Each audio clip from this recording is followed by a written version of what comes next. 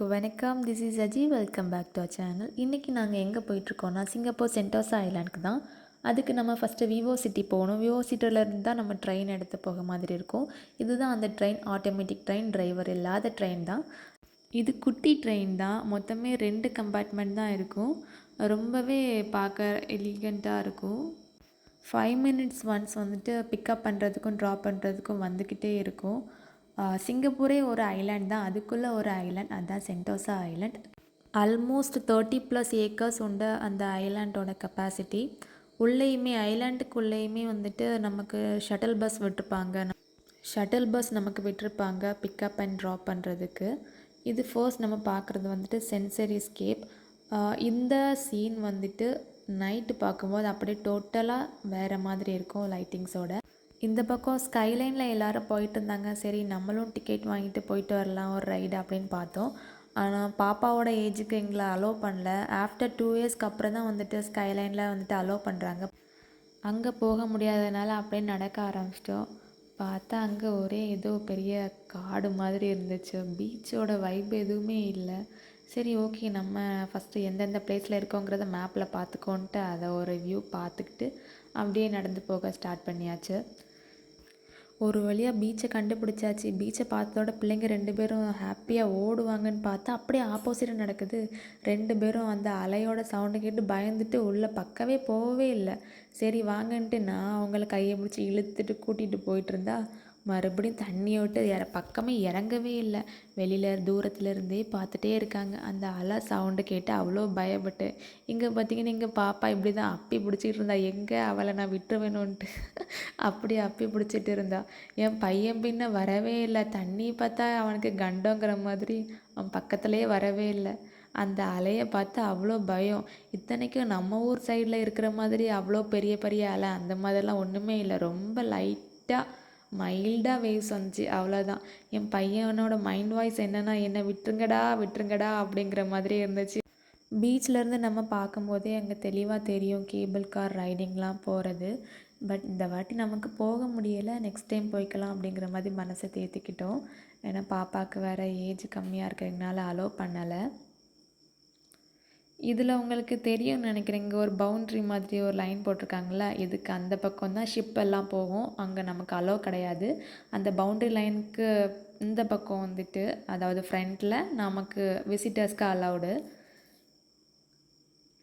இதில் பார்த்திங்கன்னா வந்துட்டு அந்த சன் ரேஸ் வந்துட்டு கடல் மேலே விழுறது அவ்வளோ கிளியராக தெரியுது பார்த்திங்களா. கிட்டத்தட்ட இந்த எக்லிப்ஸெல்லாம் நாங்கள் ஷூட் பண்ணச்சில் 6 o'clock ஆச்சு. இருந்தாலும் அன்றைக்கி வெயில் அவ்வளோ ஜாஸ்தியாக இருந்துச்சு. எங்கள் பாப்பா பின்ன ஒரே கம்ப்ளைண்ட் பண்ணிகிட்டே இருந்தா. அந்த வேவ்ஸை பார்த்து அந்த சவுண்டு வரதையும் பார்த்துக்கிட்டு அவளோட மழலை பேச்சில் பேசிக்கிட்டே இருந்தா. அங்கே அப்படி இங்கே இப்படிங்கிற மாதிரி ஒரே கம்ப்ளைண்ட் தான். ஆனால் 2 பேருக்கும் தண்ணியை பார்த்தா தான் பயம். கடல் மண்ணுன்னா ரொம்ப ஜாலி. கடல் மண்ணில் 2 பேரும் ஜாலியாக என்ஜாய் பண்ணி விளையாட ஆரம்பிச்சிட்டாங்க. பட் இருந்தாலும் பாப்பா அப்பப்போ அந்த அலையை பார்த்துக்கிட்டே இருப்பாள். அந்த சவுண்டை வந்துட்டு கேட்டுக்கிட்டே பயந்துக்கிட்டே இருந்தா, எங்கே பக்கத்தில் வந்துடுமோ அப்படின்ட்டு. பட் இருந்தாலும் அந்த மண்ணில் கொஞ்சம் விளையாடுற கான்சன்ட்ரேஷன் வந்துடுச்சு. அதனால் கொஞ்சம் என்ஜாய் பண்ணி விளையாட ஆரம்பிச்சிட்டாங்க.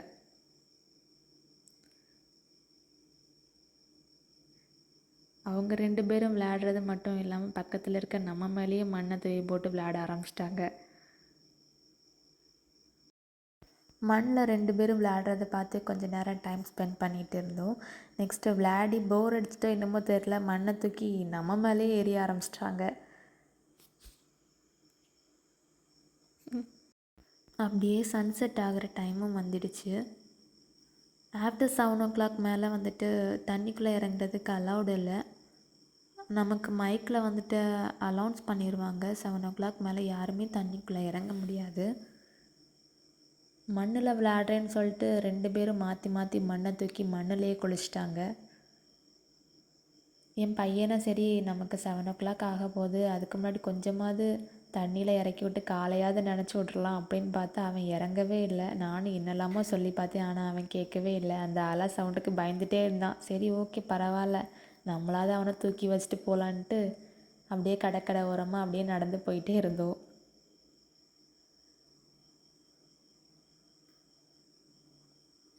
அங்கே ஒரு பீகாக் வந்துச்சு. மேபி இது அடிக்கடி வந்து பழக்கமா என்னன்னு தெரில. நம்மளை பார்த்து அது பயப்படவே இல்லை. நம்ம என்ன ஃபுட்டு கொடுத்தாலும் அதை சாப்பிட்டுட்டு பக்கத்துலேயே வந்து நின்றுச்சு. அப்படியே சன்செட்டும் ஆயிடுச்சு. சரி நாங்கள் கிளம்பியாச்சு பீச்சை விட்டு. அப்புறம் பார்த்தா அப்படியே அடர்ந்த காட்டுக்குள்ளே நம்ம மட்டும் தனியாக நடக்கிற மாதிரியே ஒரு ஃபீல் இருக்கும். நம்ம ஊர்லலாம் பீச்சில் கூட்டம் அதிகமாக இருக்கும், ஆனால் இங்கே அப்படி இல்லை. அங்கங்கே ஒருத்தர் இருக்கிற மாதிரி இருக்கும். இந்த மாதிரி ஷட்டில் பஸ்ஸஸ்லாம் வந்துட்டு அடிக்கடி விடுவாங்க. ஏன்னா நிறைய இடம் இருக்கிறதுனால வந்துட்டு பிக்கப் பண்ணுறதுக்கும் ட்ராப் பண்ணுறதுக்கும் இந்த பஸ்ஸஸ் நமக்கு ஹெல்ப்ஃபுல்லாக இருக்கும்.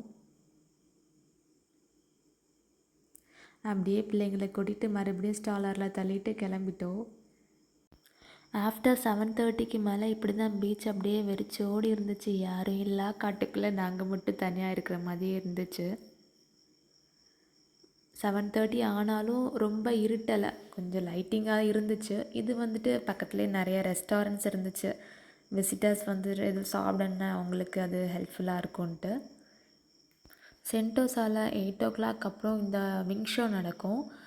டிக்கெட் வாங்கி நம்ம டேரெக்டாக உள்ளே போய் பார்த்தோன்னா இன்னும் கிளியராக இருக்கும். நாங்கள் போய் அங்கே சேர்றதுக்குள்ளேயே டைம் ஆயிடுச்சு. நாங்கள் வெளியிலேருந்தே பார்க்குற மாதிரி இருந்துச்சு, கொஞ்சம் தூரத்தில் இருந்து. அதனால தான் வியூஸ் இப்படி இருக்குது. இதில் உங்களுக்கு தெரியும்னு நினைக்கிறேன், ஒரு பறவை வந்துட்டு விங்ஸை விரித்து பறக்கிற மாதிரி ஒரு அனிமேஷன் மாதிரி காமிச்சிருப்பாங்க. இதில் அந்த விங் ஷோவில் இதுவும் ஒன்று. அப்புறம் ஃபுல்லாக கிராக்கர்ஸ் போட்டுட்டு இருந்தாங்க. அப்படியே இந்த பீச் பக்கத்தில் இருந்து பார்க்கும்போதுல இதுவும் கூட ரொம்ப நல்லா தான் இருந்துச்சு.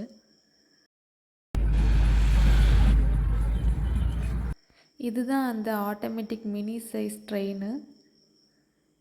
இது நம்ம வீடியோவோட ஃபர்ஸ்ட் கிளிப்பில் பார்த்துருப்போம், இந்த சென்சரி ஸ்கேப்ன்ட்டு. இதுதான் நைட் வியூ. நைட் வியூவில் எப்படி பிரகாசமாக இல்லை, எப்படி ஜொலிக்குது பாருங்கள். இது வந்துட்டு லைட் வந்துட்டு கலர் கலராக மாறும். தூரத்துலேருந்து பார்க்க ஏதோ குட்டியாக ஒரு ஆர்ச் மாதிரி இருக்கிற மாதிரி இருக்கும். பக்கத்தில் போனால் பெரிய பெரிய பைப்ஸ் வச்சு பெரிய பெரிய ஃப்ளார்ஸ்லாம் வச்சுருப்பாங்க. ஒவ்வொன்றும் ஒவ்வொரு ஃப்ளாரு, அது கலர் கலராக எரியும். சென்டோசா 8:30க்கு மேலே இந்த மாதிரி தான், எங்கே பார்த்தாலும் லைட்டிங்ஸாக தான் இருக்கும். இந்த பைப்ஸை பக்கத்தில் வச்சு பார்க்கும்போது பாருங்கள், ஒவ்வொரு பைப்பும் அவ்வளோ பெருசு பெருசாக இருக்கும் பக்கத்தில் வச்சு பார்க்கும்போது. இது அடுத்து இன்னொரு வியூ, சூப்பரான ஒரு வியூ. கீழே பார்த்திங்கன்னா ஒரு அனிமேஷன் மாதிரி அந்த லைட்லேயே நம்ம கடலில் உள்ள க்ரியேச்சர்ஸ்லாம் ஓடுற மாதிரி ஒரு வச்சு செட்டப் பண்ணியிருப்பாங்க. தூரத்துலேருந்து பார்க்கும்போது ஏதோ ஒரு சின்ன பவுல் இருக்கிற மாதிரியே இருந்துச்சு. பக்கத்தில் வந்து பார்த்தா அவ்வளோ பெருசாக வச்சு கட்டியிருக்காங்க. உள்ள குட்டி குட்டியாக வாட்டர் ஃபால்ஸ் மாதிரி செட்டப் பண்ணி அப்படி பண்ணியிருந்தாங்க. அது பக்கத்தில் நம்மளை பார்க்கும்போது நம்ம ரொம்ப குட்டியாக இருந்தோம், அது அவ்வளோ பெருசாக இருந்துச்சு. இந்த மாதிரி தான் ட்ரெயின் அப்பப்போ போயிட்டே இருக்கும். இங்கே பார்த்தீங்கன்னா என் ஹஸ்பண்ட் இப்போ நடக்கும் போதில் பின்னாடியே பாருங்களாம், ஏதோ ஒரு மேஜிக் லைட் மாதிரி ஒவ்வொரு ஸ்டெப்புக்கும் ஒவ்வொரு ஃப்ளார் வந்துட்டு பிளாசம் ஆகுது பாருங்கள். இந்த மாதிரி நானும் ட்ரை பண்ணி சரி நமக்கும் வருதா அப்படின்னு பார்த்தா, நான் நடக்கமத்தில் ஒன்றுமே வரல. என்னடா அப்படின்னு திரும்பி பார்த்தா பேக் சைடில் எல்லாமே பிளாசம் ஆகுது. அப்புறம் வேறு ரிவர்ஸில் நடந்து பார்த்தா கால் வைக்கிற இடமெல்லாம் பிளாசம் ஆச்சு. அப்படியே ஒரு டிஸ்னி வேர்ல்டில் இருக்கிற மாதிரி, அப்படியே கால் வைக்கிற இடமெல்லாம் பூ பூக்கிற மாதிரி இருந்துச்சு. அப்படி ஒரு மேஜிக்கல் லைட்ஸ் வச்சுருந்தாங்க. ஸ்ட்ரீட் லைட் மாதிரி கொஞ்சம் இடைவெளி விட்டு விட்டு அப்படி வச்சுருந்தாங்க, அந்த லைட்டெல்லாம் செட்டப் பண்ணி. அப்புறம் இது வந்துட்டு சைனீஸ் நியூ இயர் ஸ்பெஷலாக இது வச்சுருந்தாங்க. இது வந்துட்டு the year of the horse 2026. ஒவ்வொரு வருஷமும் ஒவ்வொரு அனிமல்ஸை வந்துட்டு வச்சு செலிப்ரேட் பண்ணுவாங்களாம். இந்த வருஷம் வந்துட்டு ஹார்ஸ் வச்சு செலிப்ரேட் பண்ணியிருக்காங்க சைனீஸ் நியூ இயர்க்கு. அதோட வீடியோஸ் வந்துட்டு நான் பின்னாடி உங்களுக்கு அப்டேட்டில் கொடுக்குறேன்.